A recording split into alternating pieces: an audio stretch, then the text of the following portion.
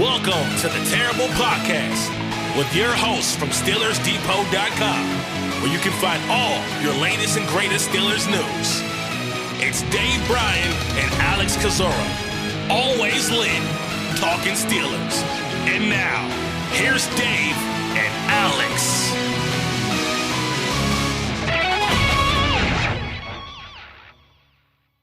Welcome to the Terrible Podcast, Season 13, Episode 152. He's Dave Bryan. I'm Alex Kozora, SteelersDepot.com. Thanks for being back with us here this Friday, Steelers Nation, as we are doing our best to get through July in this super slow season. Dave, how you doing? I am doing fantastic on this Friday. Looking forward to Friday is spaghetti day in our house.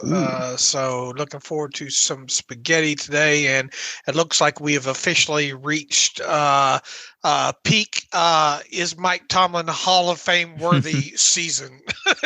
Which tells you how slow it is. And we're going to be talking about it, you and I, a little bit today. I'm praying for the NFL Network top 100 to actually get here. That kind of thing. Boy, I've seen a whole bunch of crap, for a lack of a better word, out there.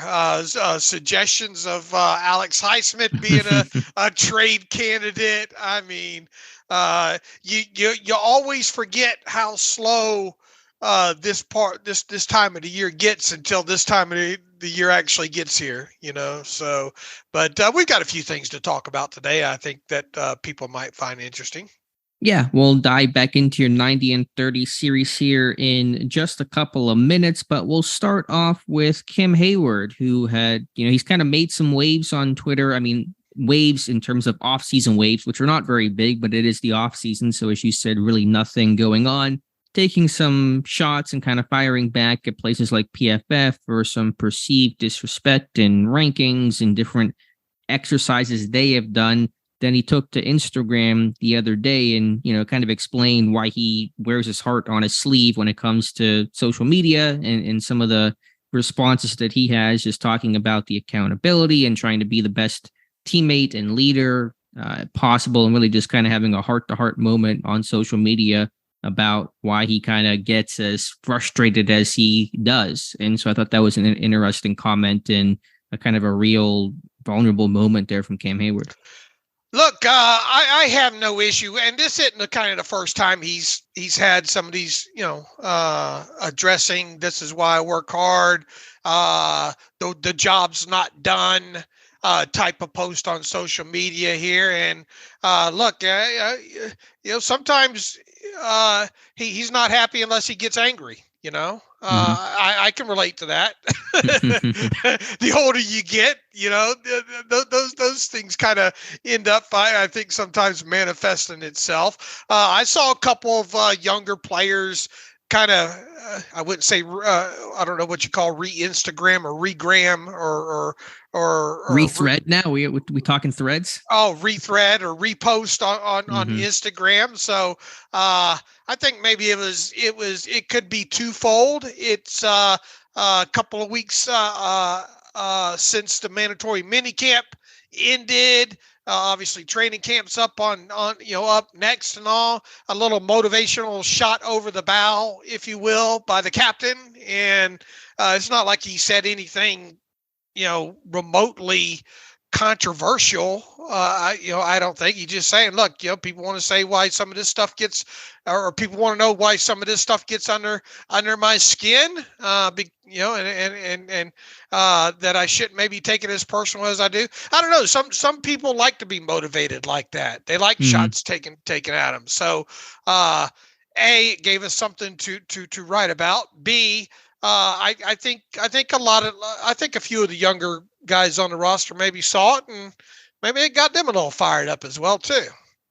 That's a good point. Yeah, whenever I first saw, especially when Cam, and again, we're huge Cam Heyward fans, what he's done for the franchise on and off the field, truly one of the best players in history to put on a Pittsburgh Steelers uniform. But whenever I saw him get upset about PFF's, $3 lineman, build the best defensive line possible, and Heyward's in the $3 slot, and he's seemingly upset about that. It's like, it's just a stupid graphic. Is it really that big of a deal? But I can understand his perspective when he, expanded his thoughts in that Instagram post and, why this means so much to him. And he's a guy that, wears his heart on his sleeve, and this means something to him. He takes this opportunity as seriously as you can, and the platform he's on for, being a leader, being a face of this franchise, what it means to him.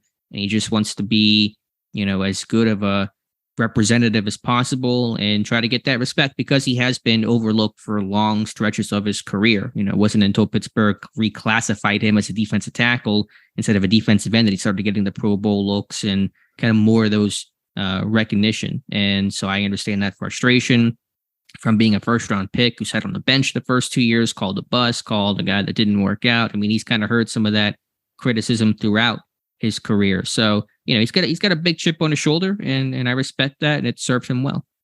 And on the flip side, places like BFF, ESPN, CBS, everybody, this time of season, you're scratching to get things that are out in the open for discussion and visibility, and you're going to step on a couple of toes, or dozens of them whenever you put that kind of stuff out.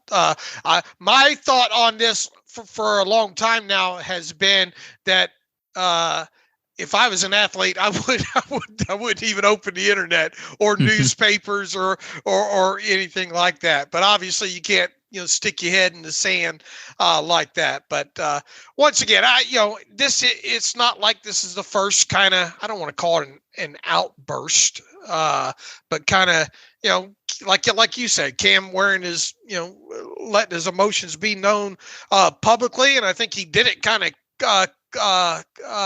classfully, and I think a few of the younger players, maybe it fired a couple of them up. So as well, and once again, Cam might be one of those kind of people that wakes up on a Monday and looking for something to be angry about to get him out of bed and do the push-ups.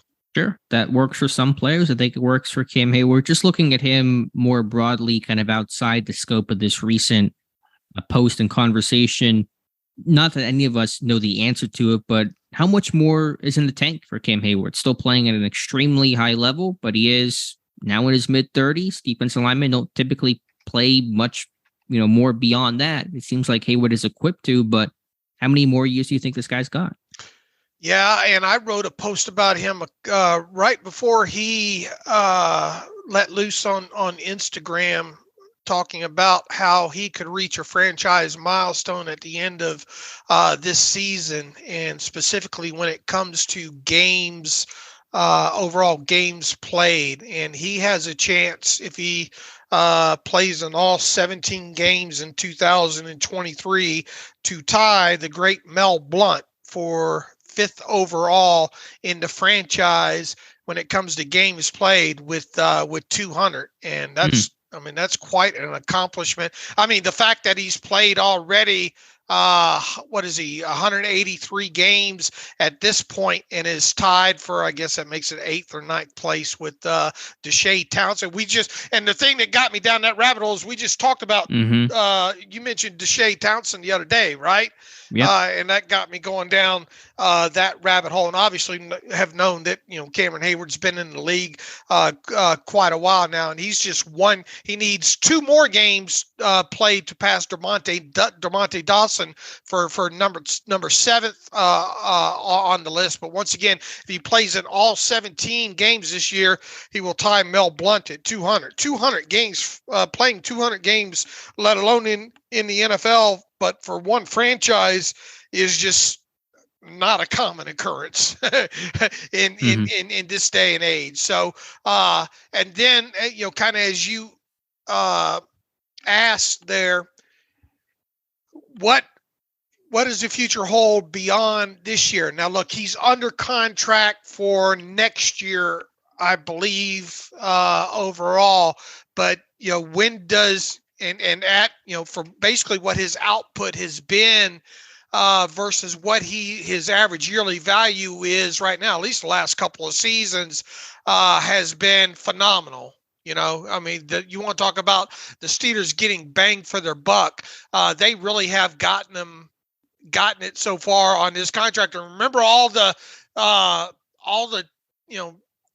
consternation from a lot of the fan base back when he signed that last deal. Oh, that overspending and all like that. I really think they've gotten their bang for the buck when it comes to him. And in fact, if you look at defensive tackles and the average yearly value that Cam has right now at $16.4 million, he's down there like 15th overall, right around in there as far as across the league earnings. So, he is a value right now. So I guess the conversations that we will be having, probably starting, I don't know, March and on of next year is, will they extend him maybe 2 more years? To get his cap number down in 2024, because right now that thing's set to be 22.4 million. They're obviously not going to do anything with his cap number.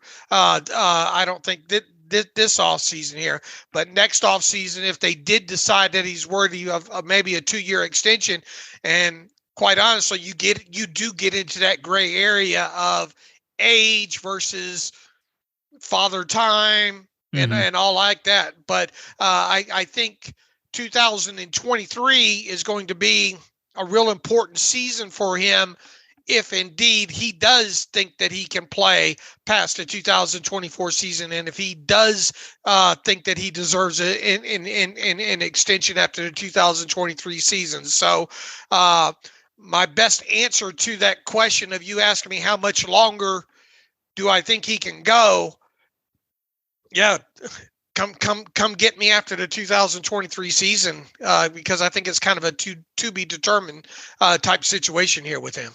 Okay, fair enough. Yeah, I think he made a reference relatively recently within the last couple of months. Was it 3 more years he wanted to go or 2 more years? I think he had a number in mind, but really has not slowed down. Now there was, in that week 2 to week 4 range when the team lost TJ Watt, I thought Heyward had some really quiet games. Remember Cole Strange, really kind of handling him in week 2 when they played the Patriots. But, Heyward finished the year strong, 10.5 sacks, the second most he's ever had in a single season.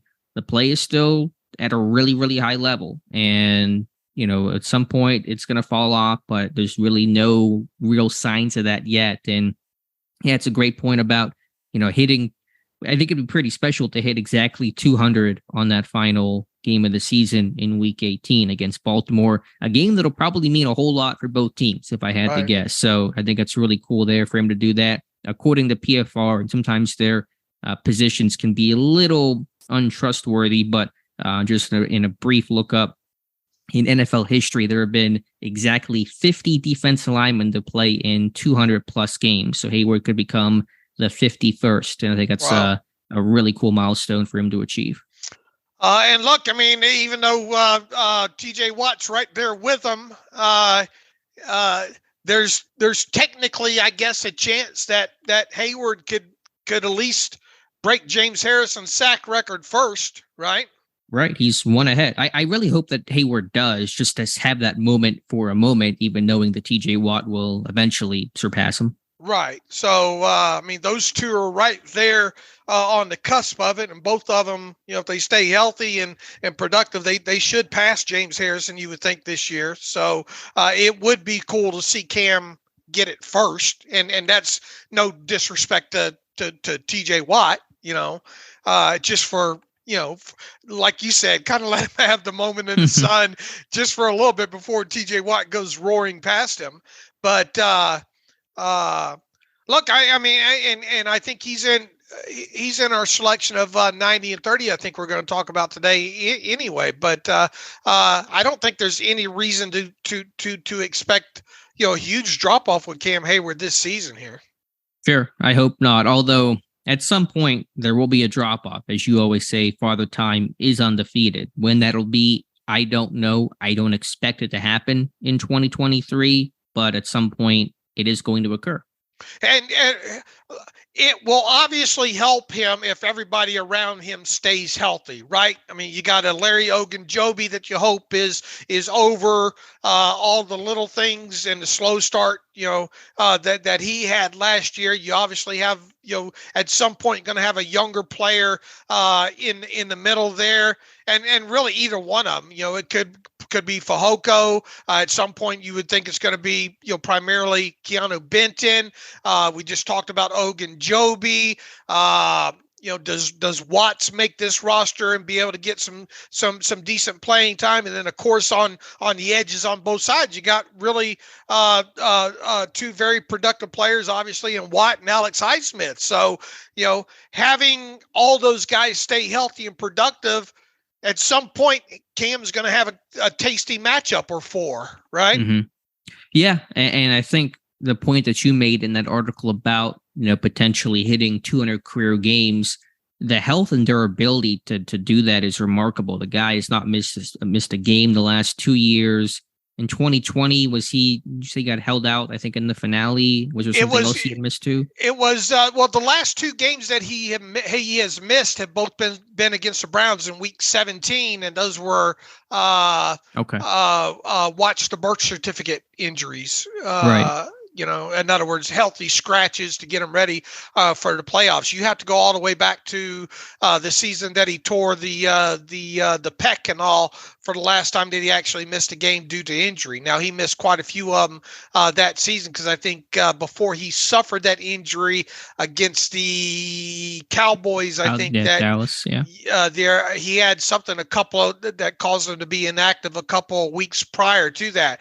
But he's been, for lack of a better word, a picture of health outside of that torn pec. What was that? 16? Yeah. And once again, the last two games I think that he's missed have been healthy scratches.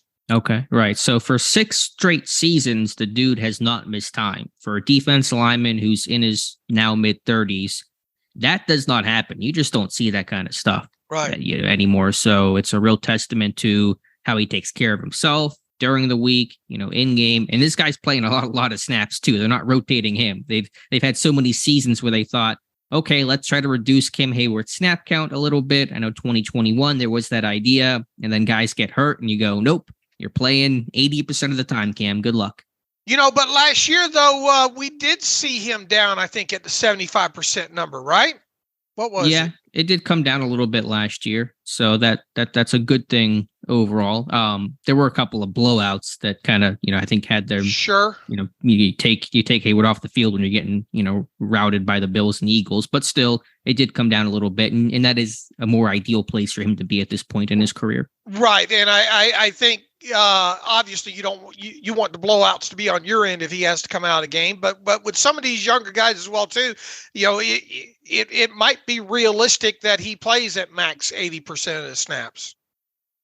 Yeah, I still worry a bit about the base end depth there behind Heyward and Ogunjobi. I'm not quite sure what they have there. I don't know if Benton's ever going to move up and down the line. Probably not that much in base. Maybe there's a Watts. Yeah, I think a Watts would be a better candidate there, but there's still some level of not entirely sure what you have with him. So there's going to be some level of rotation, but I don't know if you have that super strong, like a Chris Wormley's a guy you could rotate in and you really feel comfortable about what he would offer you. I don't know if that comfort currently exists behind Ogunjobi and Heyward right now. Okay. Well, I think the main takeaway here is a salute to Cam Heyward, and I think 2023 is huge for him when it comes to his career past that, or specifically past 2024.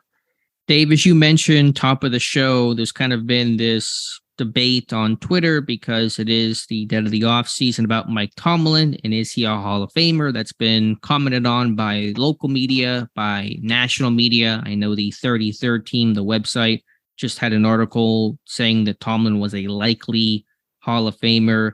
I don't want to sit here for a half hour and debate it because I don't like, the guy's still coaching. His resume is going to be different, whenever that decision actually comes time. Who knows when that'll be, a decade from now plus. But your thoughts on, I guess the question to ask to kind of start things is, if Mike Tomlin never coached another game in the NFL, would he be a Hall of Famer? My initial thought would be yes, with maybe exclamation point, question mark. Okay. I do believe that it is. I don't believe it's slam dunk. My thought on it's absolutely the right one. Take it to the bank. That kind of thing there. But my initial feeling is yes, but I think it obviously is still open to some debate overall when it comes to that. I do think if he gets back in, moving past this, if today was not his final day, if he were to get into the playoffs, maybe even specifically this year, and win a couple of more playoff games, I think at that point it does secure it moving forward. And obviously, if he was to win one more Super Bowl, I think that's easy. Sure. That makes it easily a slam dunk type situation here. But my gut feeling is if he was to walk away right now and it not be mired in any kind of controversy or anything like that, my gut tells me yes, he would, and probably first ballot too. Maybe that's open for discussion, but I think he would get in. I'm a little less confident, believe it or not. I think it's possible. I think not that every head coach in the Hall has 2 rings, but a lot of them do. And I feel like, to me, that's kind of the separator between the Hall of Fame coach and the guy who might fall just short, is that second ring. Now, I know Bill Cowher is in the Hall of Fame with just 1 ring, but remember, he benefited from that Centennial class. It had extra people. It was an unusually large class. And so there, just aren't many head coaches in the Hall of Fame.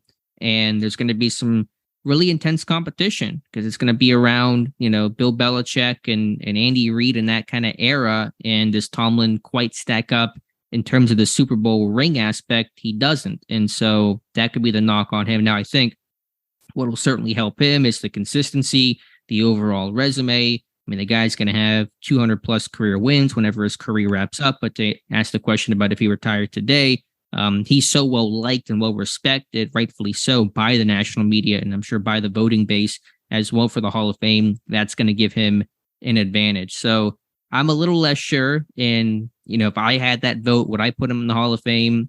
I'm not quite sure what I would do right now. I'm quite a little less confident than you, just because I think to get in the Hall of Fame for a head coach, I think you got to have 2 rings. All right. If I were to argue against myself here, I would frame that argument as being, well, he's always been attached, his success throughout, his entire really coaching career up until last year has been tied to Ben Roethlisberger. He just simply rode the Ben Roethlisberger wave. And on top of that, why didn't he do more with that wave? Why wasn't there a second one in there with some, with a second Super Bowl win with some of those teams? And more specifically, something we've talked about, obviously now for a little bit is, what has happened these last, 6 seasons here, yeah, it looks good on a bumper sticker, the winning record thing, but why haven't you won a playoff game? In this time, especially with Ben Roethlisberger being on the roster, and really some of those teams that were that they have assembled over the years, specifically going back more than 3 or 4 years ago there. So if there was to be an argument, I think it would be, well, yeah, he had Ben Roethlisberger, and B, well, why didn't he even do more than the 1 Super Bowl during that span? Right. Yeah, I understand, again, you're playing devil's advocate about having Ben, but of course, Bill Belichick had Tom Brady, and that's a useful way to win a bunch of Super Bowls when you have the greatest quarterback of all time. So I wouldn't hold that against Tomlin. To the point, though, could you have done more with that? Obviously, you were competing against Belichick and Brady, and that is difficult. But yeah, and that's not me knocking, the job that Mike Tomlin has done, but I think you got to really have that high level, because the bar to get into Canton in general is obviously incredibly high. I think the bar for a head coach or any non-player to get in the Hall of Fame has to be even higher. And, has Tomlin quite gotten there yet? I think it's a borderline thing. I think it's similar to Bill Cowher, and Bill Cowher had to wait a long time. And again, had that extra large class in, I guess, what was it, 2020 that helped him get included. So would he have my vote? Yeah, as objectively as I'm trying to be and removing myself from my personal feelings, I'd really have to think about that. What if he had made one more Super Bowl but lost it within? I knew you were going to ask that, and I don't know how to answer that the best. Obviously, it helps to get to a third, even if you don't win it.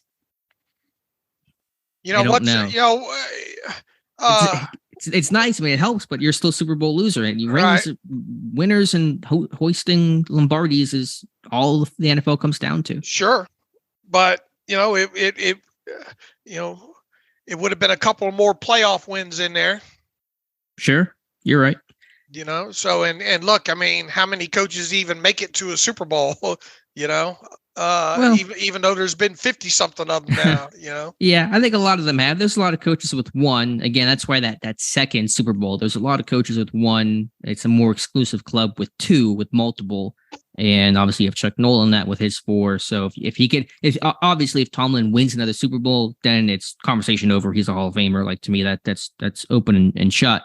If it ends up holding at 1, I think it becomes interesting. I think he probably would get in eventually, because of the totality of the resume in terms of the victories, and the dude is just so well liked. I think people are going to put him in just because they really liked and appreciated and respected the coach that he was. And look, as objective as I try to be now at this point in doing this, as long as I have done it in dating back to 2008, and obviously being older and seeing the other eras and all like that, I'm a huge Mike Tomlin fan.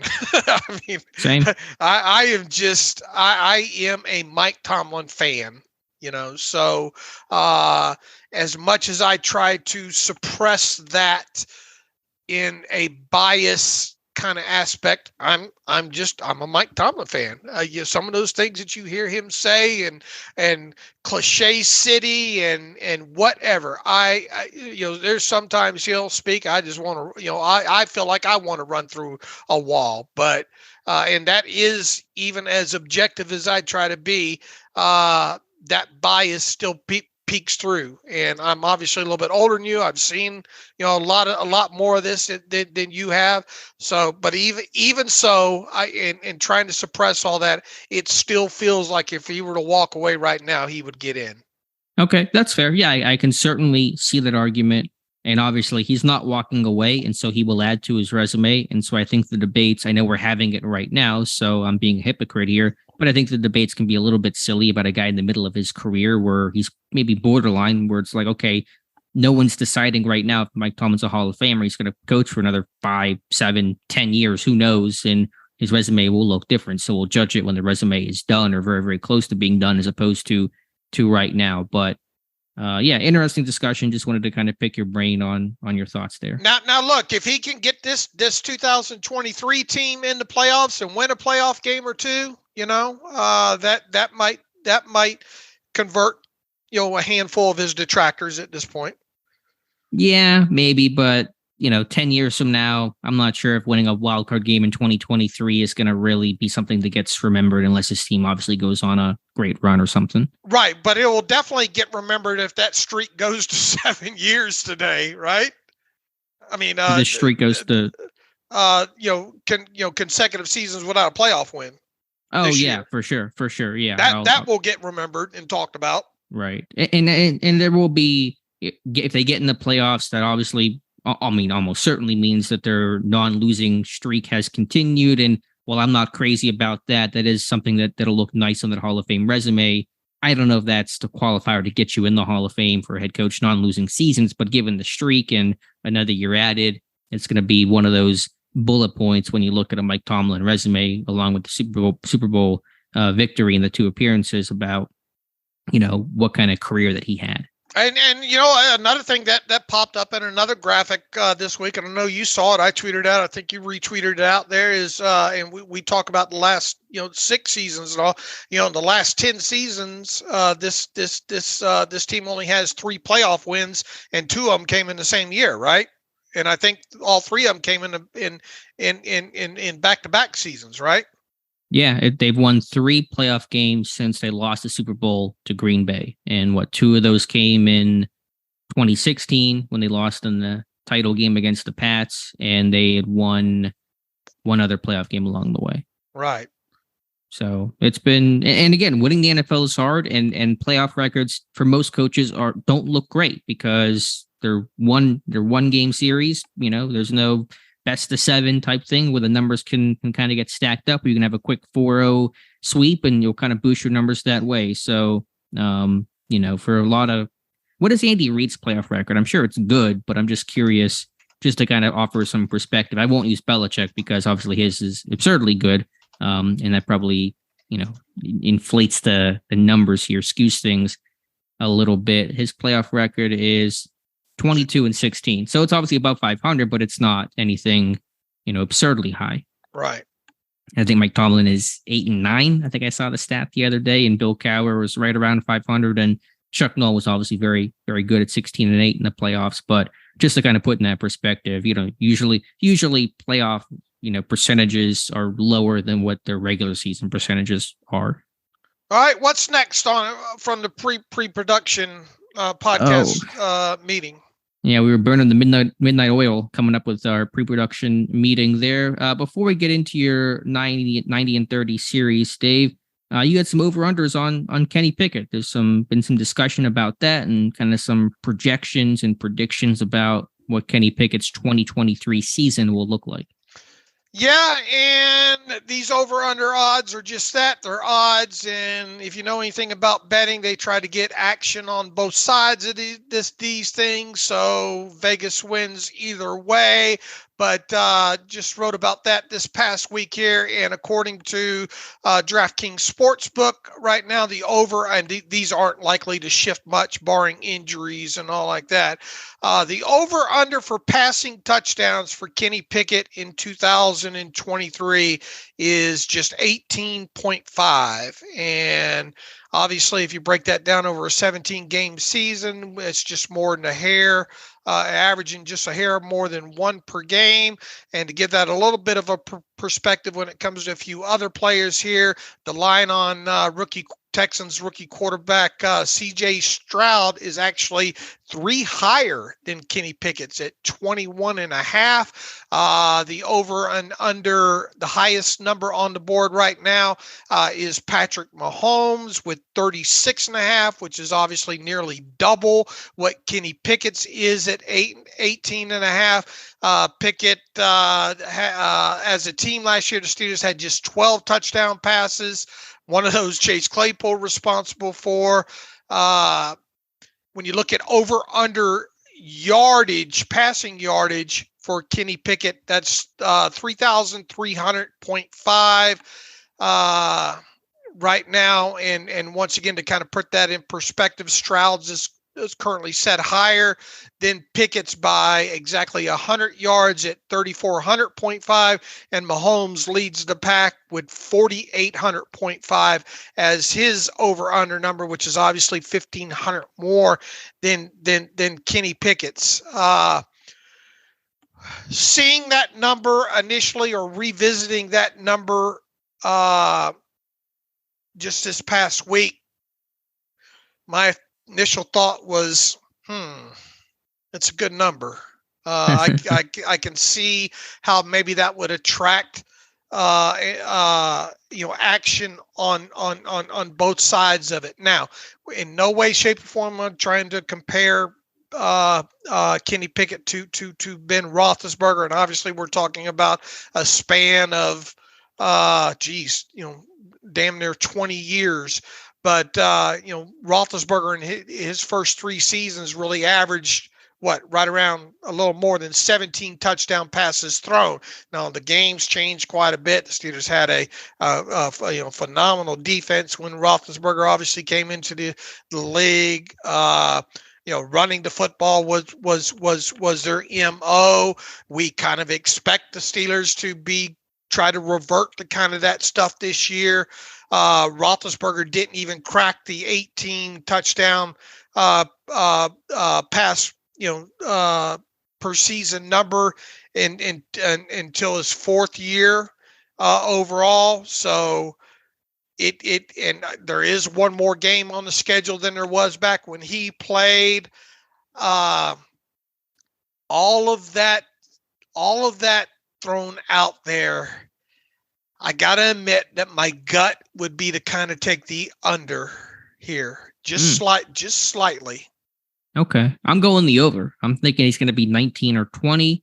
While I think you're right about Pittsburgh wanting to be ball control, run the ball a lot, the keys will not be fully handed to Kenny Pickett. I just think if you start the whole season or 16 games, it's hard not to throw 20 touchdowns or be right around there. And with an improved offensive line and skill players, you got some really good red zone options and weapons and new guys in Allen Robinson, maybe what Calvin Austin can offer, of course, Darnell Washington, just Kenny Pickett's own maturation. I really expect his touchdown percentage to double. It was 1.8 as a rookie. I think it ends up around 3.6. You put about an average number of passes for a quarterback in a season, about 550, they get you to 19.8. So obviously, we're cutting it close here, but I'm going to take the over on that and say there's going to be a time, where he throws a couple in a game. That hasn't happened to him in his career yet. It's going to happen once or twice. You get a 3 touchdown game that kind of boosts your numbers. So I think he ends up, 19, 20 touchdown passes. What does the max over for him feel like? 20? In terms of an over or under, what would be the maximum? No. I mean, if he goes over. In other words, what do you feel is his ceiling at that number? Yeah, in terms of ceiling for touchdown passes, I would probably cap it around on a high end in that 22 to 24 range on a ceiling aspect of it. Boy, if he hits that, I mean, we might think about the city throwing a parade. Well, I also think about it, if you get behind a bunch of these games and they're garbage time touchdowns, I mean, they can come in different forms. So, I mean, that's like ceiling, and that may mean good things. It may mean bad things where you're playing catch up when you're down, 2 scores late and you get some garbage time stats in there. But that's kind of, I think, the high end of things. It feels like I wouldn't go into betting the under. I wouldn't load up the house on it. Mm-hmm. But it feels like if he is going to go over 18.5, I think it looks like something like what you said there, with a couple of 4 maybe coming in garbage time, maybe in some losses. But it does feel like emphatically, if he was to bust 20, it feels like there should be, I don't know, 3 or 4 double explosive ones in there. Right. And there should be a couple more explosive, because at one point last year, their longest touchdown pass was 8 yards? It was something absurdly low until the finale when Pickens went for, I think, 30. So they're going to get a couple more chunk plays. We hope and we think their red zone offense will be better than the 23rd ranked it's been each of the last 2 years. Obviously, the run game can have an impact there, but we expect the offense to produce more, to get more big plays, to be better in the red zone. All those things tell me that Kenny Pickett will, see a boost in terms of his touchdowns and touchdown percentage. I do think, though, that they're going to want to try to slam that thing in on the ground when they get down low. Yeah, I'm with you. And that's, me taking the under isn't a slight at him. It's just how I view this offense going. Sure. And I mean, I'm saying, 20. So obviously I'm not expecting some sort of prolific, 30 plus touchdown season. It's still going to be ball control. Where are you at in ceiling and floor? If you had to kind of give me, 20 feels like if he goes over, if it feels to me like if he goes over the 18.5, that number will be 20. You think that's the ceiling for him? And like in a best case, like most touchdowns you can envision him throwing? That's what it feels like to me. Okay. And you think the floor, where do you think the floor comes in at? Just kind of give me a range of what is within the 90 percentile, positive, negative outcome. I don't know. It feels like 16. Yeah. My range for me is like 16 to 24 is going to be where he falls in. I think I would, if I had to pick a number, I would say 20. Okay. So you're taking the under. We're right. I would take the under as we sit here right now until I see some, see some stuff, moving forward here. So you're thinking 18 if you had to pick one particular number? 17, yeah, 18? I can envision him just missing it at 18, Mm-hmm. Yeah. Okay. Fair enough. Yeah, because I had this debate on Twitter a little bit, and I had the stat: if he throws, and once again, this is me projecting of how I think this team will try to operate in the red zone. Obviously, scoring needs to go up, needs to score more points. But I really feel like they're going to try to slam this thing in the ground. I think Najee could be the benefit of this even more if they're able to run the football they want to, and if they're able to move the football. I foresee a lot of first down or second down goal to goal touchdowns, or even a quarterback sneaker for Kenny Pickett. You saw that quite a bit last year. So yeah, I think you're right. I think that you're going to see them want to be able to punch the ball in, but there's going to be some 3rd and goal from the 5 where you're going to have to throw the football. I mean, I'm looking up the numbers now. They had 9 red zone touchdown passes last year by quarterbacks. Claypool had 1. I'm discounting that. 9 between Pickett and Trubisky. They got to have more than that this year. I just think they're not going to sit there at 9. Okay. But yeah, I had the stat in my Twitter conversation the other day that if Pickett attempts, or what was it? I think if he completes like 350 passes, no quarterback in NFL history has thrown. I forget the stat. I'm kind of mixing myself up here, but if he throws 550 passes, it's really hard to not throw 20 touchdowns off of that. So that's kind of why I go to 20. Yeah, I think the big thing for him is, and we talked about this a little bit in the last show too, you'll keep the interceptions down for sure. Don't turn the football. And I think that's how they're going to kind of approach it. I think they're going to take the reins off of him a little bit more. But within that, I still think the onus will be on him is, look, just don't lose, don't turn the damn football over. Mm-hmm.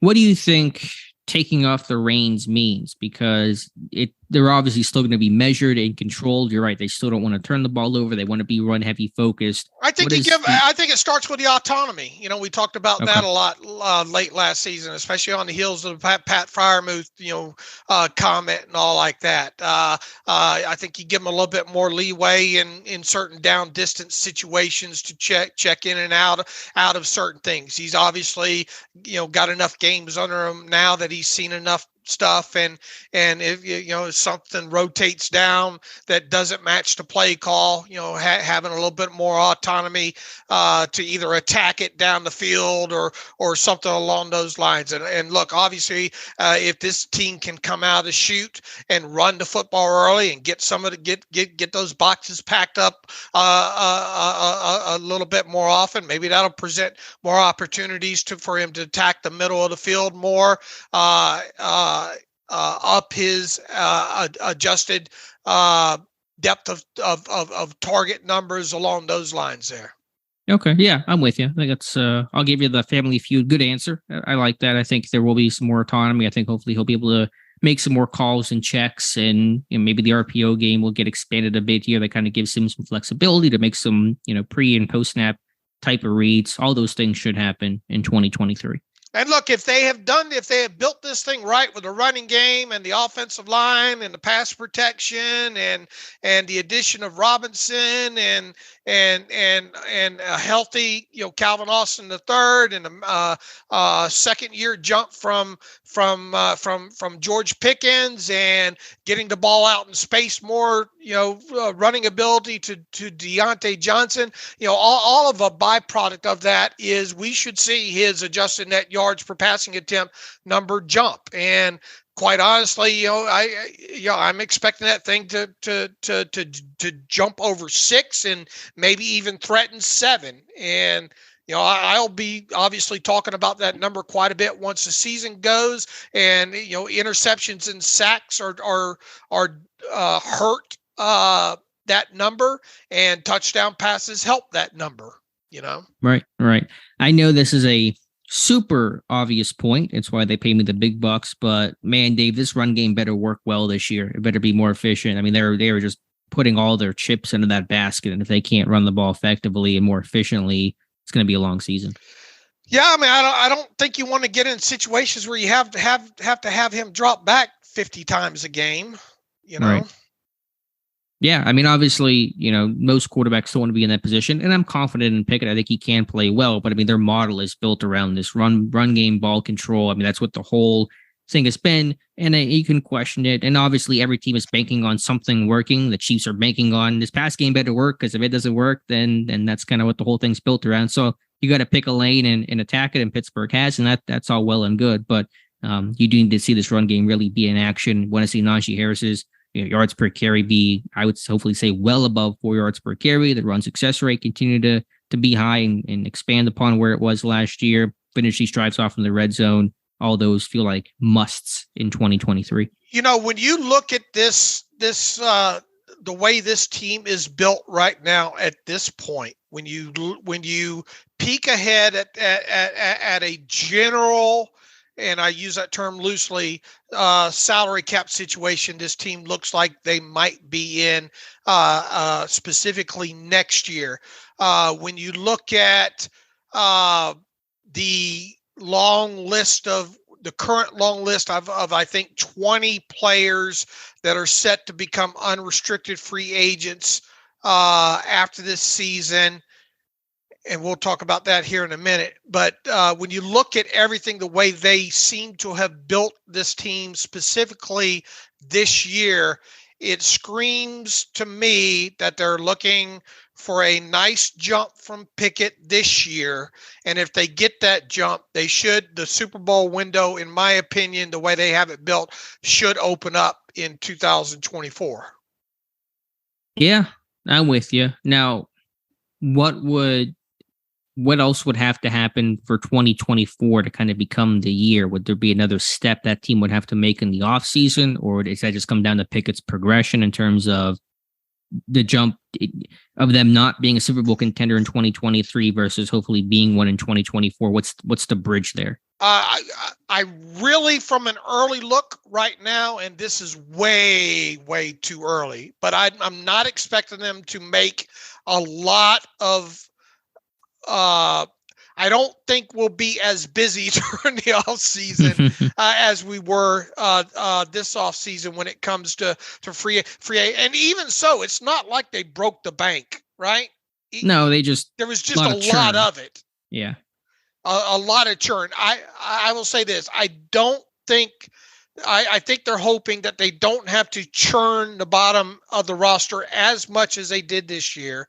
I don't foresee them being as splashy in free agency next March.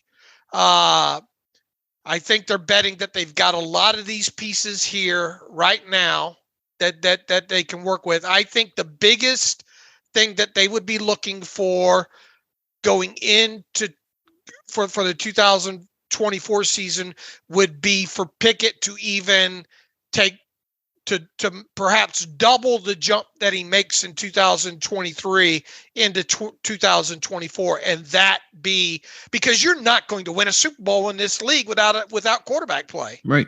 That's where I was going to go. Yeah. If there's going to be another level to take 2 years from now, it's going to be quarterback play, because that's what they come down to. And Pickett's going to have to go toe for toe with some of these top names. And obviously it's not all on him. The defense has to play well, and we're oversimplifying things a little bit, but I mean, it comes down to quarterback play. But are we? I mean, you look over the history of the last 20 years, there's only been a handful of quarterbacks win the Super Bowls, right?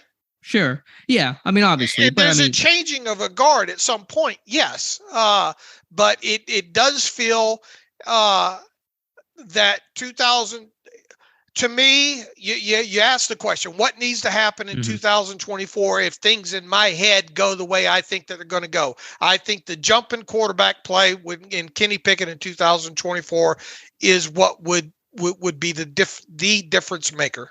Yeah, I would agree, because I think if things go well in 2023, let's say this team gets in the playoffs, they win a wild card game, they get bounced in the divisional weekend, you take it. I think it's a win for the Steelers. In 2024, you sit there and say, okay, Kenny Pickett, year 3, it's really your team now. really going to come out of your shell, and this offense should just be more experienced in general. It's not going to be this young offense trying to figure itself out anymore with guys like Pickens and Harris and Warren and Freiermuth and Calvin Austin and the offensive line, Broderick Jones, for example. And you really want to see this offense take off while the defense is still having the core in place of Heyward and Watt and Minka, and hopefully Joey Porter Jr. is coming along. So it'd be that merge point of the defense is still really strong. It's older, but it's strong, and the offense is now where it needs to be, and that's when you become a contender. Right. All right. So let's get into your 90 and 30 here, Dave. I think there's been, there's 9 names to note. So we'll start off with Madre Harper, who's a futures contract guy, special teamer, bit of cup of coffee in the NFL, but certainly not one of the most recognizable names on this roster. I mentioned real quick about that list of.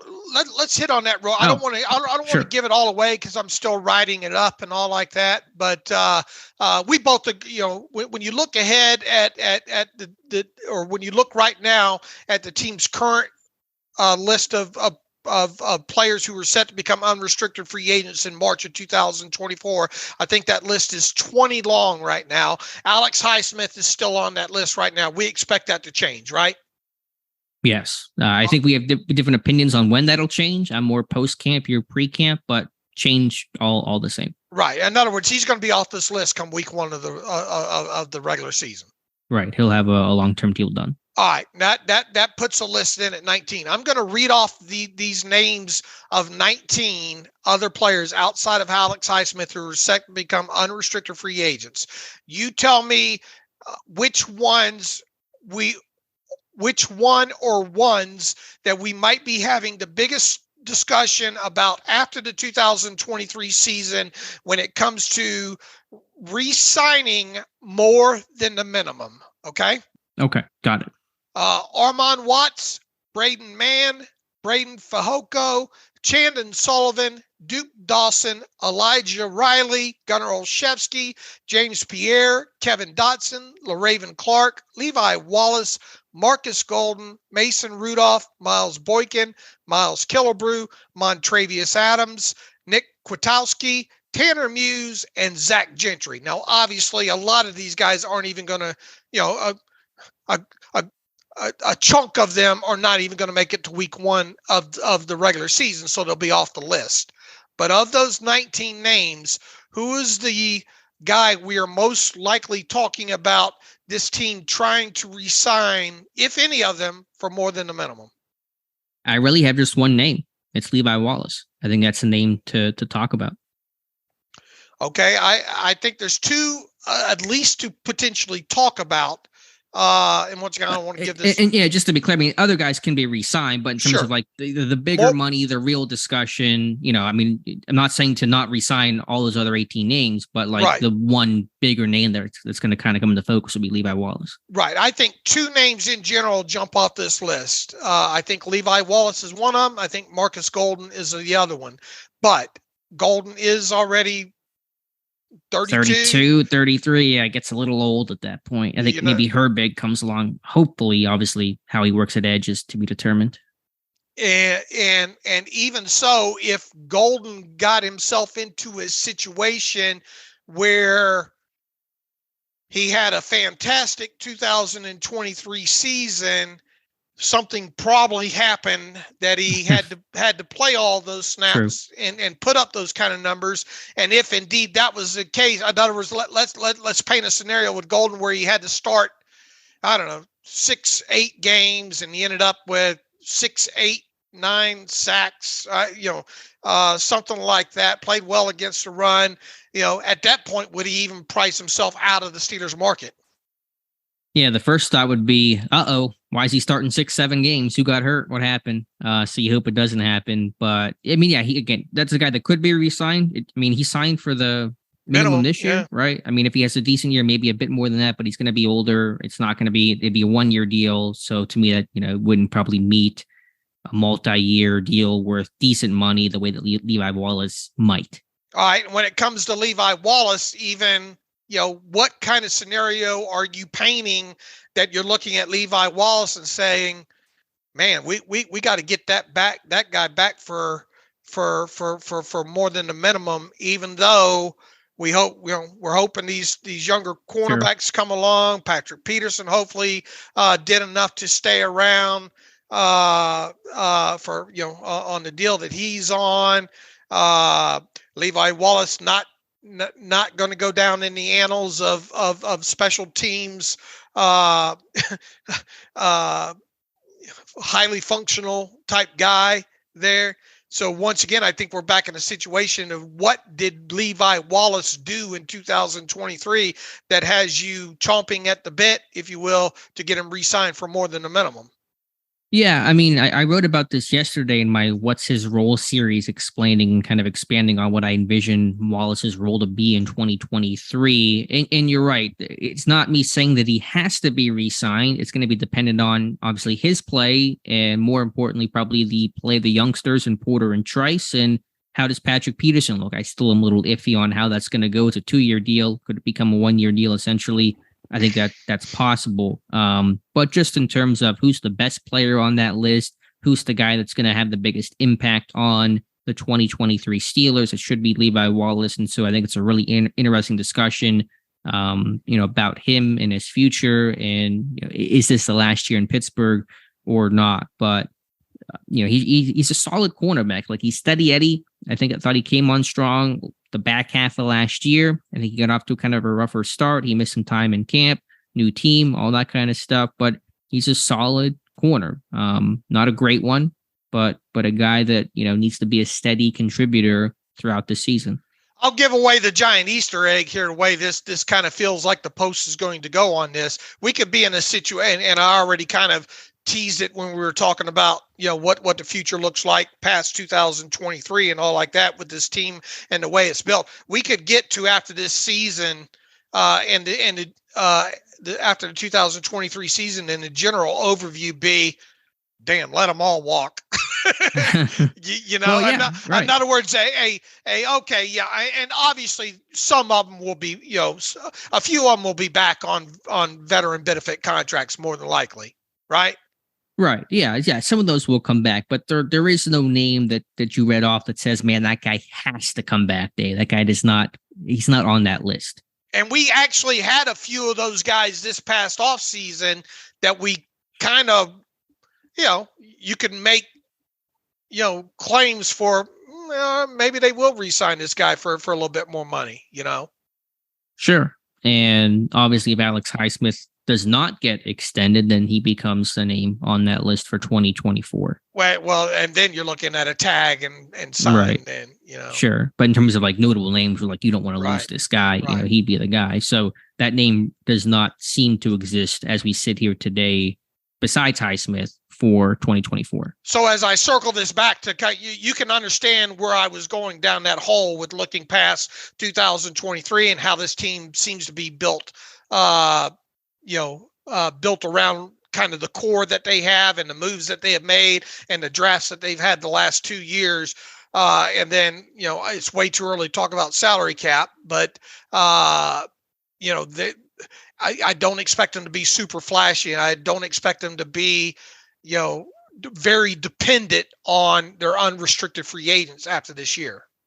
Sure, but there still should be some re-signings. Obviously, some of those names you rattled off will re-sign for cheap 1-2 year type of contracts. So I'm with you. You're not going to see the busyness of the offseason next year in all likelihood.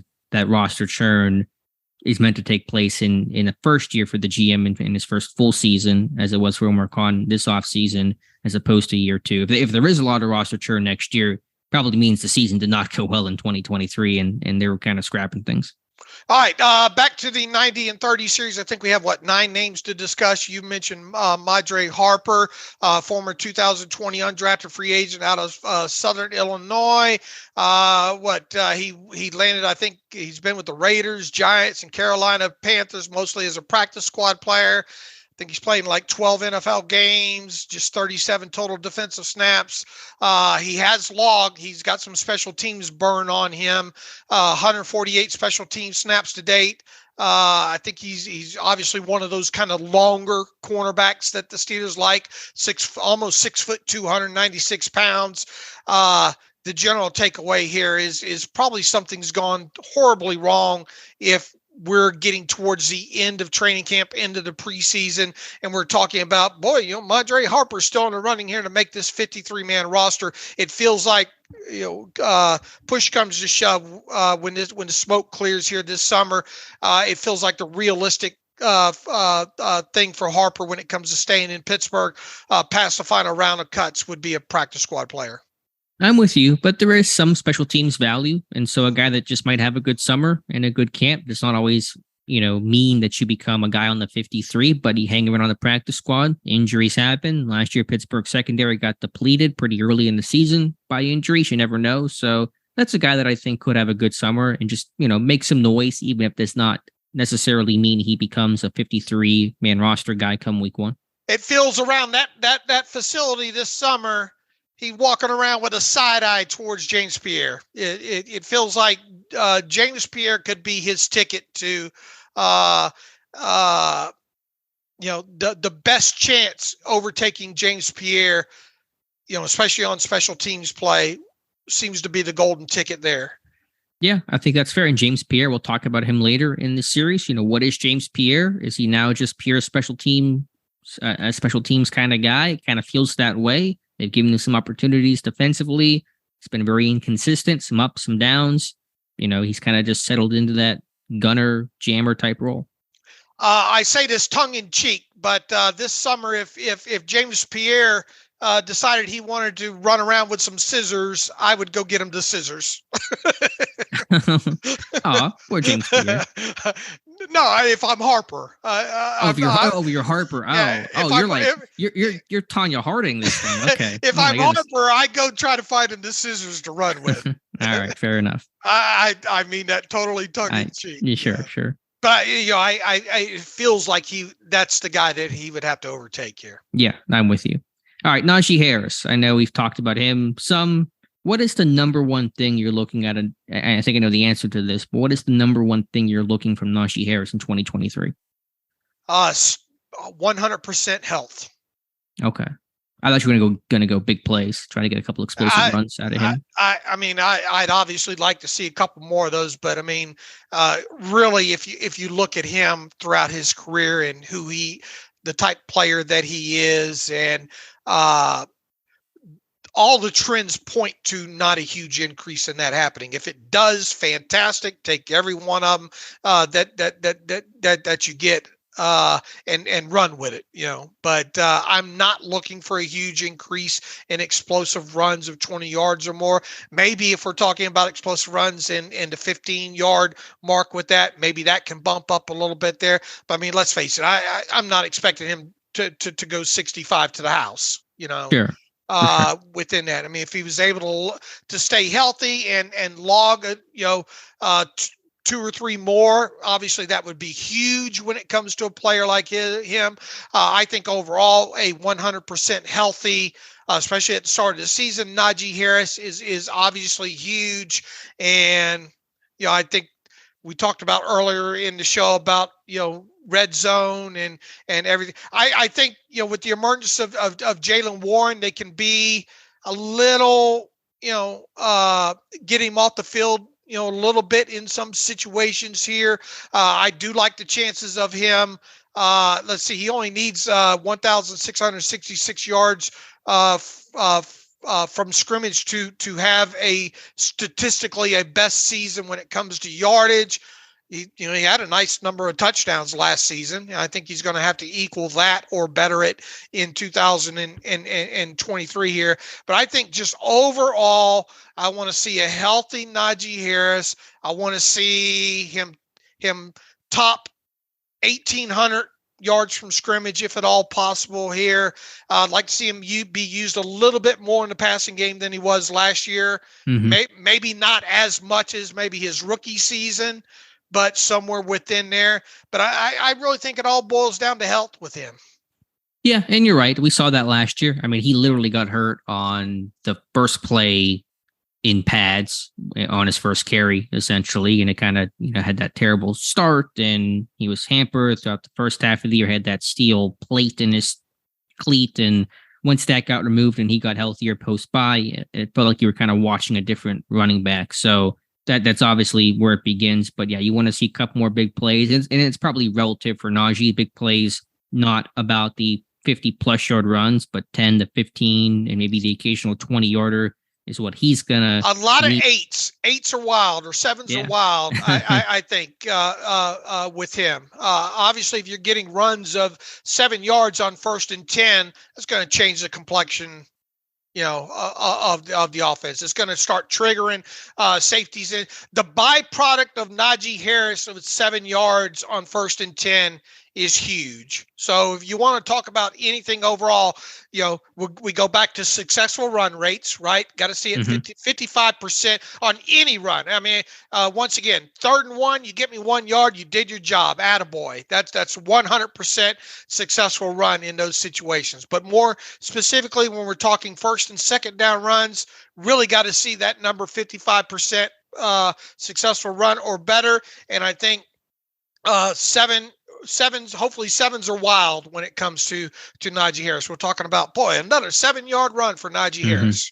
Yeah, I think he's got to be the schedule maker, as in he's going to keep Pittsburgh's offense and run game on schedule on those early downs. So they're not in 2nd and 9 and 2nd and 11. They're in 2nd and 5, 2nd and 4. I mean, those are the types of things that this offense needs, that they're kind of building this thing around. So it's probably being a bit more downhill, a little more north-south than what he was last year. But yeah, some of those bigger runs. And then I'm with you on pass game. I mean, he's not going to have his rookie numbers. He's no longer the workhorse back. Jaylen Warren's going to be the 3rd down back. That's going to, soak up a lot of those reception opportunities. But I thought Harris didn't do a lot in the pass game last year. There was the big touchdown against Baltimore. He's capable of it, obviously. So I'm with you. I want to see him, have a better year receiving wise than 2022.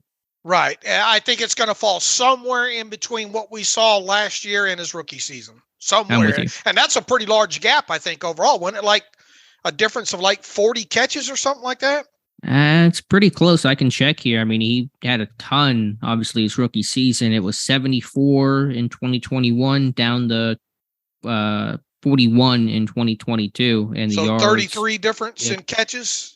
Yeah, and the yards, a dip in yards per reception. The touchdowns were the same. But, yeah, you want to see, give me a, 55 catch for, I don't know what the math would be on that, 325 and 3 touchdowns, something like that would be ideal. All right, that sounds fair. All right, Presley Harvin, the 3rd. Yeah, it's a battle that probably won't get talked about a ton this summer, but there's going to be a true battle between him and Braden Mann. And they're kind of similar punters, big legs, Ray Guy award winners. There's some consistency concerns in both of their games. And so that's going to be a factor. And who can hold well? I thought Harvin was a really good holder on field goals last year. I don't know how good Mann is at it. So, but that'll be a good battle. And really it's going to be determined, because in practice, you really don't get a feel for. It's hard to really win the battle in practice. There's no rush. It's, pretty low intensity. And unless some guy looks amazing or some guy looks terrible, there's really not going to be a lot of separation. But inside stadiums with now your 3 preseason games, that's going to be the difference in determining who makes this team. The big C, I think I hit on that a couple of times in this recap here. Consistency is the biggest thing. We know he has a big leg, does he know where it's going all the time? And got to get out those 35-yard punts out of your system completely, when it comes to that stuff there. I think we can rubber stamp this conversation when we get to Braden Mann as well, too. So I think the one, and look, I do think Harvin has the upper hand overall, maybe when it comes to holds and all like that there, but I mean, he's got to be more consistent overall this summer into the preseason and all. And look, even if he makes the roster, that just means he made the roster, because if he struggles early, I think you could see this team make a punter change. Yeah, that's not out of the question. Now, to be fair, I thought there was improvement last year. His average, I believe, increased. His net, I know, increased, and I thought some of that inconsistency was not as pronounced. I know his rookie year, he was dealing with a lot of personal hardship. So there was growth and improvement, but that will have to continue. And it's good for him to have some competition, and it should push him and, obviously push Braden Mann to be the best man possible. Now, for Mann, he does have the advantage of being a kickoff specialist and being able to do that. And that could take some of the load and stress off of Chris Boswell. That's attractive, but it will come down to the better punter, the better holder. That's the primary mission and determination of who's going to get the job. All right, we got a couple of Herbigs to talk about next. Nate Herbig up first. Sign him to a 2-year, $8 million contract this offseason. Obviously, last season with the New York Jets has played, in 44 regular season games, 28 starts. 11 of those starts came with the Jets in 2022. He played 706 offensive snaps. He's played both guard spots in the NFL to date. I think he's probably better suited to play the right guard spot, but he has logged left guard spot. This is setting up for Herbig to be your top swing guy. Yep, that's his role this year, top swing guy. The question to me is, could he play some center? Could he be in that center conversation with that uncertainty behind Mason Cole? I don't Probably think so. not. Yeah, probably not. But you never know what can happen over the course of a season with injuries. But yeah, he'll be the top backup at both guard spots, a mauling run blocker. That's his MO. I think if you got into a situation in the game where you went through your first two, then he becomes the break glass in case of an emergency guy to go in there and be to get you out of the game. With when it comes to center, but looking for him to be, and hopefully we don't have to see him play all that much. But with the luck that this team had on offensive line, and he's probably going to play some snaps at a guard position in 2023, and you obviously hope those are above the line when he gets in there.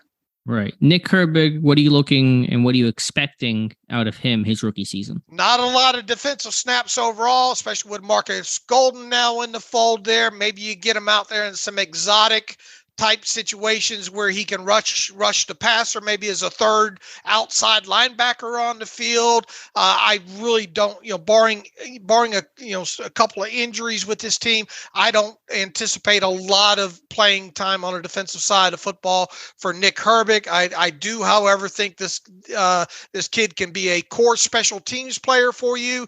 Log 250 special team snaps. We could quite very well be talking about him leading this team in special teams tackles at the end of the season with him. But overall, when it comes to Nick Herbig, I am looking for a special teams demon in his rookie season. Yeah, I think that's a fair assessment overall. I think he's a hair on fire kind of guy, a good athlete. I think pass rushers do well on special teams. They know how to use their hands, know how to defeat blocks. Again, defensively, that number 4 spot does see some time, though, maybe 8 to 10 snaps a game. So there could be something there. And so there's questions about, how much he'll see and can he hold up against the run. But I think he can carve out an immediate, impactful role on special teams. I agree. And now we're from the Herbigs to the Heywards with Cam and Connor. Starting with Cam, Heyward just had that long discussion about him. Probably not much else to add there, but still going strong at this point in his career. Yeah, we did enough talking about him early in the show. I think we can move on to Connor here. All right, yeah, Connor Heyward. There's a lot to talk about with Connor Heyward in terms of his usage, his role, how many snaps he'll have. It's a really interesting kind of debate. I don't think overall you'll see his snap number on offense increase, significantly, if any. I think his role, though, as we've talked about quite a bit, could be a lot different. He played 174 total offensive snaps last season. I kind of project that number to be probably either slightly higher or slightly lower than that this year. It's all about his role with him. I expect more fullback, more H-back type situations when he is technically a tight end on the field. I've expected to see him kind of split out a little bit more, maybe, kind of take advantage of some situations, get him on a linebacker or safety, maybe try to stretch the field vertically, a la his touchdown against the Falcons last season. But I am quite interested to see how much fullback he gets and how he's able to do in that fullback role with him. With all these tight ends on the roster, especially if this team keeps 3 in total here, I'm not expecting to see him attached to the line of scrimmage much, if any, this year. Special teams, though, boy, you want to talk about a good special teams player. This is another guy who can potentially lead your team in or be right up there in the top 3 of special teams snaps played and special teams tackles. Yeah, I think everything there is accurate. I think they have to move this guy around. He shouldn't just be one thing. I don't expect him to be one thing. I think he'll be a lot of off in terms of a tight end. As you said, fullback, split out. He's going to catch a bunch of passes in the flat off of boots, off of play action, and should be a multi-phase, maybe 4-phase core special teams guy. But as long as he's being used, his versatility is being highlighted, that's the best thing for him. As long as he's not static and just doing one thing, then he should have a fine season. I think one thing that jumps out when it comes to his blocking last year was in kind of those split flow zone type situations. I like the effort there. I mean, he's obviously not that big of a guy. I think he knows now at the NFL level with some of these guys, when you're coming across the formation, you have sometimes, you got to leave your feet and chop these guys. We've seen it done to TJ Watt more times than we like. I think you got to return the favor if you're going to put him in those type situations, kind of that H-back coming across in some of the split flow situations. But hopefully we're not talking about that all that much this year. Right. And we saw that improvement. I thought early in the year he was trying to, on the split flow, stand up and stay on his feet, and it wasn't working. Those cut blocks, they kind of suck, but the most effective thing for him to do. So that's kind of working around the size limitations that he has. All right, Alex Highsmith. First and foremost, we expect an extension for him this offseason here before week 1. From there, moving on into the season, just looking for another jump forward for him to become. I'm looking for him to try to make the jump into becoming a bona fide top 15 edge player in the NFL. I think the number one thing I'm looking for Highsmith is that inside spin, and it's his most potent move. It won so much throughout last season, but late in the year, over the last 4 weeks or so, you saw tackles begin to sit on it and take it away. And I forget the stat that I have, but I think he lost on his last 4 or 6 inside spin attempts, including a couple against Jedrick Wills late in the year, which he's always dominated with that move. So, the book is out on Highsmith about how he rushes and what his plan is. And that's fine. It just means that you're earning respect and you're on notice. But how does he counter that? How does he build off of that? When that kind of weapon is now being expected, I want to see those wheels churning in his head and his pass rush plan, because that inside spin, tackles are well aware of it now. I think, and we've seen a small jump in his game as a pass rusher when it comes to power. Like to see that part of his game, the power rush, take another small step forward. But I think maybe you really hit on it. I think the technical aspect of his game, his pass rush plan, his experience now and knowing how to set tackles up, when to use his repertoire and his counters effectively. I think his biggest jump can be made with it by using his own head at this point.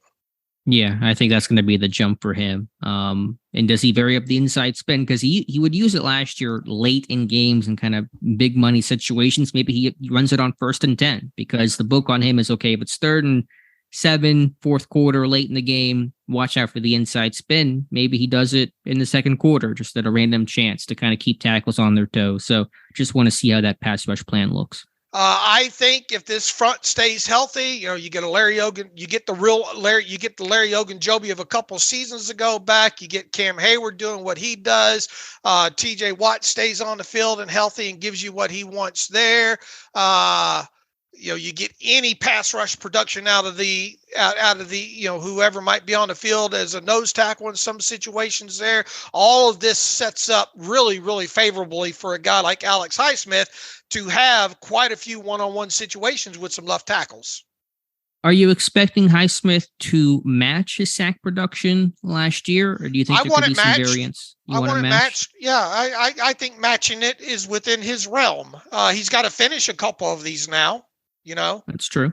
And if he finishes some that, he didn't finish in the past, I think he can. It's got to be double digit. If they pay him what I think they're going to pay him this summer, he's got to have double digit sacks, and not just double digit. I think it's got to be around. I think it's got to pretty much match, what he had last season. Okay, I could see a bit of regression there. He did have like a 3-sack outing in that opener against Cincinnati, and that may not always happen. So if he gets in that 12 to last year's number, 14.5 range, I think I'm happy. Quietly, guy had five forced fumbles last year. That tied the NFL lead. And so I think we kind of forget about that when we talk about the sacks. I mean, he was, taking the football away, ripping the football out and finishing the play in that aspect whenever he would get to the quarterback. So, is that going to happen again in 2023? We've seen TJ Watt's numbers there fluctuate a bit. It's not a given, but that's one part of his game that you saw him really work on, and something that probably does not get noticed that often when we talk about Alex Highsmith and his game. And his run defense, I thought, was solid last year, too. All right, Cole Holcomb. Hold on. What does that mean? Well, I mean, and you've hit on this quite, I want to see Cole Holcomb be a guy that has to stay around past a 1 year. He better 3-year deal. He better do it. Right. But I mean, as you've written about, this team hasn't had a lot of luck when it comes to the free agency aspect of the inside linebacker here. They're expecting this guy with what they're paying him to come in and be a 3-down player.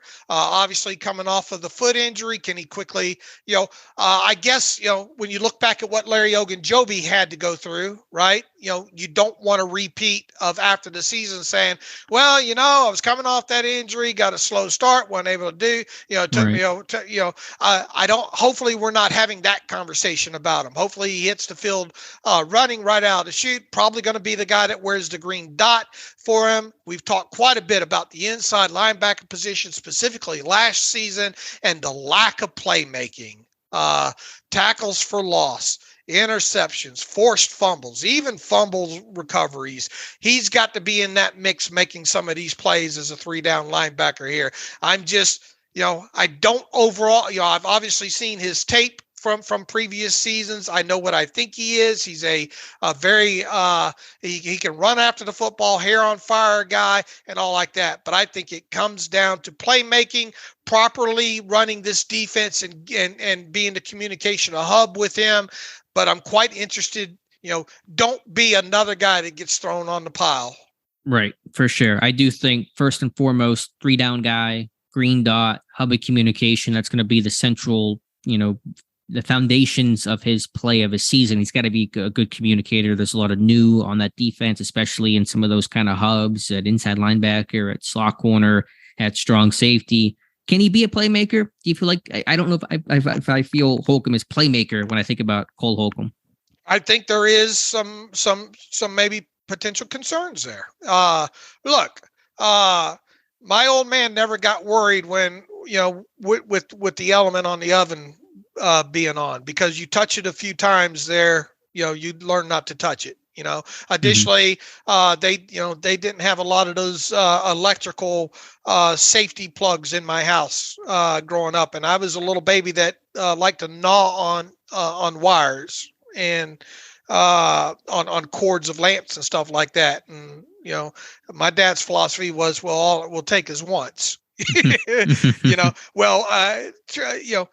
We've been burned enough with these inside linebacker additions, if you will. So I'm cautiously optimistic here when it comes to Holcomb.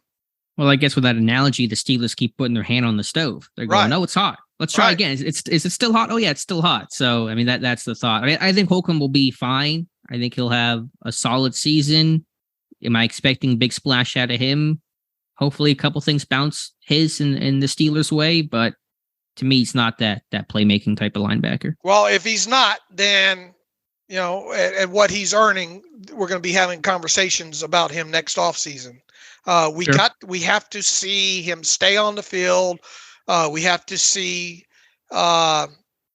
not just a little bit of playmaking, because a little bit more than last year, it's just a little bit more than nothing. Yeah, it's multiplying by 0, you get 0. Yeah. Right. So we've got to be talking, I mean, right out of the chute. I'm talking first 4 games. Oh man, three tackles for losses for Holcomb. Boy, a key third and short stop. A tip ball that led to an interception, a force. We got to be talking about those things in the first 4 games of the season when it comes to Holcomb. Yeah, I would love to. I'm not sure if we're going to get it, but I think the communication is the first thing, because without the communication, the playmaking doesn't really matter. You're going to have too many coverage busts, too many missed assignments, and the defense is not going to function as it should. All right. I think that was the last one there. So we'll come back on Tuesday and hit the next batch of names. All right. Anything else, Dave, to talk about? I think that kind of sums up all the things that I wanted to hit today pretty well. Anything to add? We'll hit an email or two here real quick from Ramon. Hey, Ramon again from Mexico. I do not think that many people are going to like this question, but here it goes. What are some good traits from offensive coordinator Matt Canada you see that could get us excited for this year? Based on what you have seen so far, what do you think is this offense's ceiling? And generally speaking, how much power does the OC usually have in Pittsburgh? Last year, there was a bit of change with the offense before and after the bye, but I don't know how much can be attributed to Canada changing his style or Tomlin deciding to go in another direction. Appreciate it. All right, Ramon in Mexico, good to hear from you, first and foremost. Second of all, when you think of positives, when you think of Matt Canada, I think you think of them pre-snap with the motions and stuff like that. But on the backside of that, I think when you think about negatives, when you think of Matt Canada, you think about his ability to design and have an offense ready to adjust after the ball snapped. His motions, but look, his motions and all like that are not new. Now, obviously in the NFL, it's what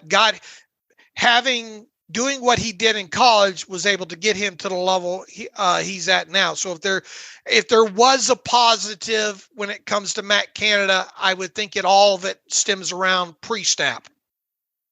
Yeah, positives on Canada. How about you ask me to split an atom or something?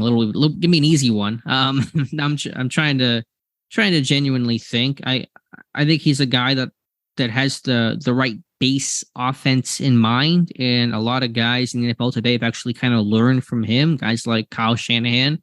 I think you can credit some of the Matt Canada principles in college to some of the things that have been built out today. And I think even if Canada didn't handpick the direction of this offense, I think the way that it's structured kind of fits with Canada's system of, run heavy, play action, mobile quarterbacks, bootlegs, get the quarterback out in space kind of stuff. And that can work well. And while this won't be a direct compliment, I do understand he was in a tough spot really the last 2 years. The first year was OC, Ben's last year. You're trying to mesh the ideals between what Ben has always done and what Canada wants. They really weren't the same thing. And then last year you have quarterback changes, the youngest offense in football. It's a difficult situation all the way around. So it's really hard to, implement your plan when you're just trying to keep your head above water. So I try to give some grace there, even if they're not really direct compliments to Canada, the coach. I do know he was in some less than ideal situations last season. How much power do you envision Canada having? In terms of what specifically? Well, I mean, how much power, does he have? Game plans, building things, during the week in relation. Do you think Tomlin says have at it and we'll see you on game day, or how much do you think Tomlin's thumb is on things? That's a good question. It's hard for me to say. I obviously don't think Canada has free reign. I think this offense still is going to be pretty kind of constrained and structured, but it does help that Tomlin's more of a defensive coach. And so it's not like you have a super heady offensive minded head coach that's going to kind of run the show. So that probably gives a guy like Canada a bit more freedom. Yeah, I don't really know the best way to answer that. How big of stakes in the ground though do you think that Tomlin has around Canada on a weekly basis? Constraints. Some, but We'll I think never he probably know. has that defensively too. I mean, he's been the head coach since 07. You're going to have a lot of say in Sway. You've been there forever, and you're running the show. So, I don't think Canada shows up on Friday's meeting and says, "All right, here's what we're doing," without to that aspect. I don't. A short answer to the question is I believe Tomlin's got a heavy hand involved in this. Okay. Yeah, I can see that. Again, it's hard to really know for sure and what all that means. I think it's probably watched closely and carefully, just given the importance of the offense and some of the struggles that unit has had. But from a game plan standpoint, I mean, there might be some more freedom there for Canada offensively, just because Tomlin, as in the coaching aspect, has been a defensive guy throughout his career. All right. This one from Jay. What will be more of a priority for next year's draft, center or inside linebacker? All right, Jay, I think you did hit on two very good choices to wrap around there.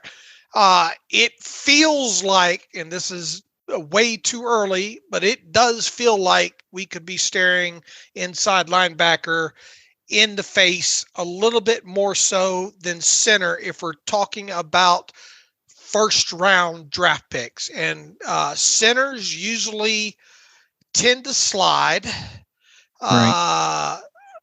Whereas a very attractive inside linebackers tend to be right there in the Steelers' wheelhouse and can come off now inside linebacker in the past has slid a little bit some, but I guess what I'm getting at here is I can this far out right now, assuming like Highsmith gets re-signed and people stay healthy and some of these other draft classes progress like you think they should. It does seem like we'll be talking about inside linebacker potentially as the highest priority next year's draft.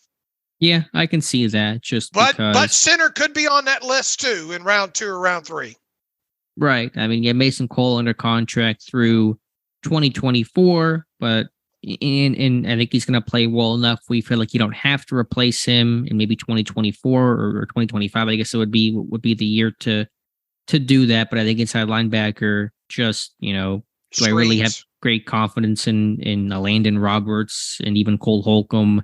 I've been higher on Mark Robinson than most, but the team has been pretty cautious and slow playing him. So yeah, I could see inside linebacker being the bigger need, the priority path to take. True or false? The Steelers will draft both an inside linebacker and a center within their first 3 picks in the 2024 NFL draft. If I could answer that, Dave, I'd be doing something else. I'd be on TV on those infomercials with my crystal ball. I mean, that's why they listen to us. Right. I say true from where I sit right now. I think they draft both. Will it be within the top 3 rounds? That might make me hedge a little bit and say false, but I think both will be, they need to get a veteran backup center though. Just go sign a veteran next year. I'll say false. Okay. I'll say true.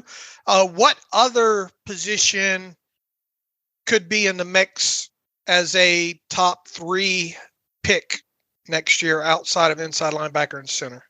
Yeah. I mean, who the heck knows? It could be strong safety. How about right tackle? Those are 2 that are coming to mind off the top. I think inside linebacker certainly is going to be in that conversation. So, I mean, there's 3 positions for you right there.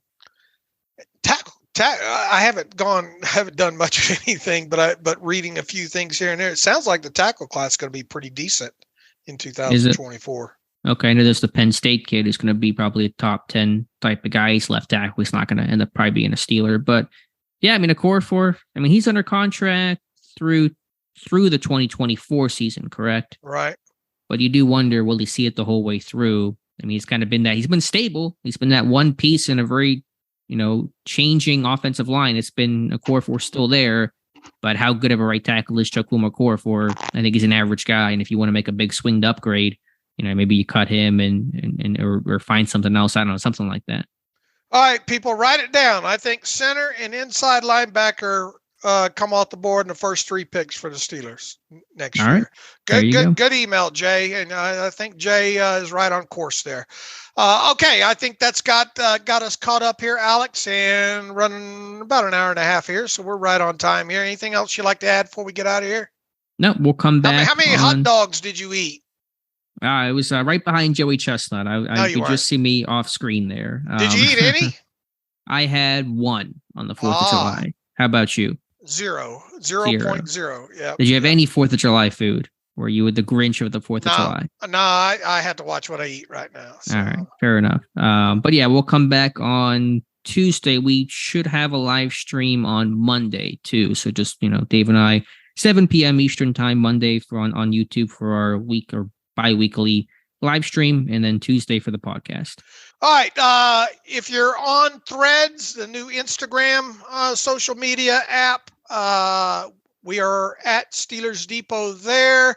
Alex, you're at Alex_Kozora, correct? Correct.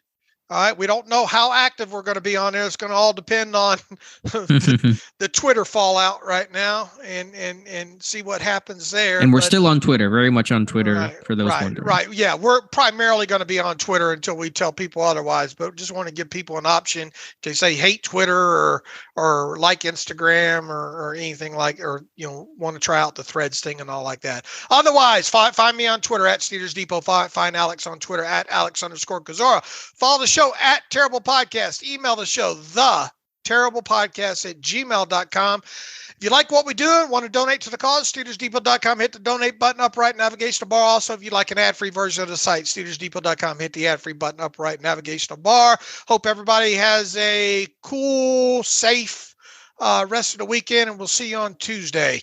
And as always, thanks for listening to the Terrible Podcast with Dave and Alex.